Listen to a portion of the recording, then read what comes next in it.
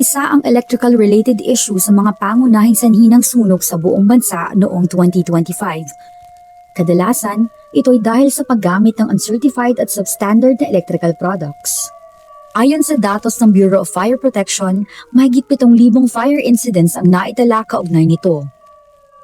Para makatulong na mapababa ang bilang na ito at maprotektahan ng mga mamimili, puspusan ang pagmumonitor ng DTI para masiguro na sinusunod ng mga manufacturer ang safety regulations. Mismong si DTI Secretary Cristina A. Roque ang nag-inspeksyon sa Pasig City para matiyak na ang mga electrical product na binibenta ay may kaukulang PS Mark at ICC sticker. Ang PS Mark at ICC sticker ang nagsisilbing palatandaan na ang mga produkto ay ligtas, dekalidad at pumasa sa Philippine National Standards. Ayon kay Ana Cristina Lindawan, malaking bagay ang ginagawang inspeksyon ng DTI para masiguro na ligtas ang mga produktong binebenta sa merkado.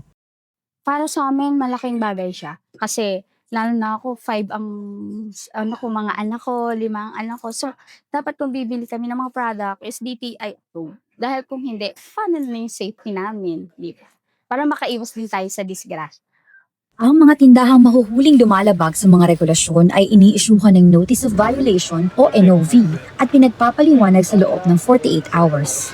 Agad rin kinukumpiska ang mga produktong walang certification para isailalim sa conformity at safety testing. Ang resulta nito ang magiging technical na batayan sa pagpapatupad ng kaukulang aksyon laban sa mga lumalabag.